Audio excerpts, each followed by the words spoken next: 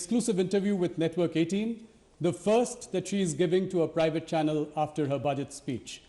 The markets have given her a huge thumbs up, with the Sensex bouncing 2,200 points. It is the highest bounce in absolute terms ever, and a 5% jump is the highest in 22 years. Let's go straight to her with our questions. Nirmala ji, it has been a really, really tough year for you, but I think you have every reason to smile today. As I was saying, the Sensex has really bounced 2,200 points. Did you really expect this, and how do you feel? No, I still have not even seen what kind of reactions are coming up, because after the presenting of the budget, I'm moving from one to another in terms of meeting people and giving television and news media, print media interviews. So I've actually not followed what is the development either in the markets or anywhere else. I hope the intention of 2 or 3 major points which have come across in the budget is well understood and well received. And if it is being received, I'll be happy, because after all, we want the country to understand the intent of this government. It has been a tough year. You know, you've presented this budget in the backdrop of a once-in-a-century pandemic, and also with a highly aggressive neighbor, external aggression from China. What were you really thinking about when you were framing this budget? One thing was clear. If I had more resources to give, I would have given it to the people as much as we can. But we hadn't that kind of a comfort. We didn't have it then, we don't have it yet. We soon can hope to have it. And also the fact that even during the pandemic, the small amounts that we gave to some people only, not to very many, were partly also kept aside, and I don't blame anybody for it. Kept aside, saved for probably rainy days, because the uncertainty is such. So the question of giving money to people so that immediately demand push will happen, and through that people will be expected to spend, also had a question with it, saying will they spend or will they keep it aside for rainy days. Also, spending will result in immediate demand increases, no doubt, possibly if they spend, but will it be a meaningful trigger for a virtuous cycle to be triggered off? Unless that spending happens in those sectors where the multiplier will work, there's no point in spending in areas which the multipliers are, where the multipliers are weak. Yeah. That is why we have taken this route of qualitative expenditure, capex through infrastructure building, capex for health, so that you bring in such infrastructure and such facility for health, and there take an approach of holistic health, and then look at agriculture. And that is why we have gone through this route.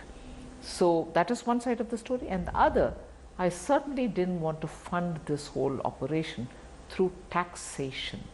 By increasing tax, getting the money and then spending is not something which any of us even put on the table for consideration.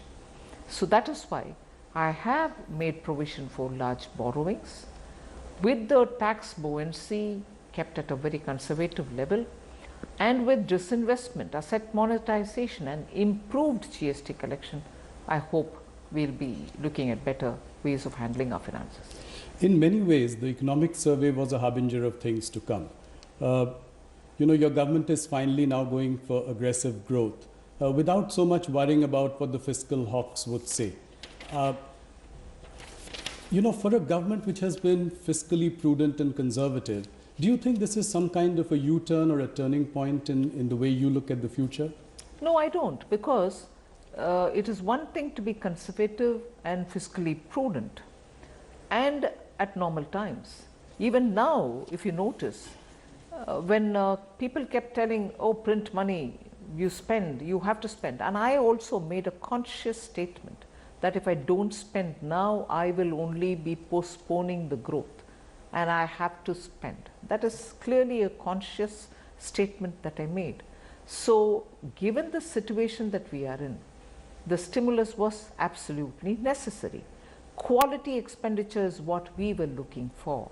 And that is why when we've decided and when we've taken a call, I'm sure that because of the way in which we have designed it and also monitoring the qualitative expenditure that we are planning, it will definitely give us that required multiplier for the economy. And once the economy is into that virtuous cycle, income generation, revenue generation, and all of that will fall in place. So your fiscal prudence is still intact, and that is why I've given you a glide path. Right. Because I'm confident that this year I might have gone that far, but I can rein that back in. But 4.5% in 25-26, given that we were hovering between 3 and 3.5 in the last couple of years, before the pandemic. That's true, but the pandemic and its impact is something which we'll have to keep in mind for the duration it is going to take for it to come back to that kind of a buoyancy, for that level of growth. And I can't be overestimating the economy, and I don't think the economy is in a position to even heat or overheat. Those fears are not at all there, and therefore I have to give it a reasonable time, and I didn't grudge that. Nirmal ji, by now we know what the government thinks of rating agencies like Moody's and Standard & Poor, of them being noisy, opaque and biased. But do you still feel that there could be a threat of a ratings downgrade, and how does that bother you, or if at all? Let me put it this way. I don't want to say I'm not bothered. At the same time, I didn't let it bother me, because otherwise, even during the pandemic, a lot of people kept asking me, is the rating agency worry stopping you from spending? Now I am spending. Yes. So then or now, it is not that bother. But of course, by giving a glide path, by restraining too long, like the way in 2008, it was left open and there was no closing the doors. Yes. And as a result, you had all the taper tantrums, and the economy was still going through a big difficulty. Yeah. We've learned lessons from that. And therefore, I'm confident this will be appreciated by people who are discerning on these matters. Let's go to some of the big bang announcements first. Here execution, as everyone is saying, will obviously be the key. Your sort of privatization drive almost has a Margaret Thatcher sort of ring around it. Fairly, good in intent, bold in intent, but execution will be key. For instance, I think the figure of 1.75 lakh crore is what we would have achieved. We would have in fact achieved 2,10,000 crore going by earlier estimates this year, but we scaled that down. Now the point is, how are we to be sure that this will definitely be achieved in the coming year? Because I think, to be fair, the estimate made in July 2019, I wouldn't want to say it was an overestimate. We expected to do that much, but of course the economy slowed down. But of course the economy's difficulties in terms of demand slowing down, stock market also being tepid, it wouldn't have been right for me to say, oh no, but I've said it in budget, I have to sell it come what may. That wouldn't have been the best approach. It's all right, I did give an estimate. I was pulled up saying, oh, you overestimated, you couldn't achieve. The situation was such that the economy at that time was not in a position to receive all these privatization, although I did say it. But I am now also saying, because ultimately when you're using public money, you're selling public assets, can I be I've given a commitment, so I have to sell irrespective of what I get out of it? I am answerable to the parliament. I have to make sure that it is sold at a price at which I can stand up with honesty and say, no, I've done the best on the job. So 2 lakhs couldn't be achieved. Now I am sounding conservative. I have to also make sure that these companies are able to catch the eye of the investor or the buyer so that they are sold at a reasonable price. बजेटचा विचार करताना किंवा अर्थसंकल्प मांडताना काय विचार डोक्यात होते या संदर्भातले प्रश्न नेटवर्क 18चे editor in chief Rahul Joshi विचारत आहेत आणि निर्मला सीतारामन उत्तर देत आहेत.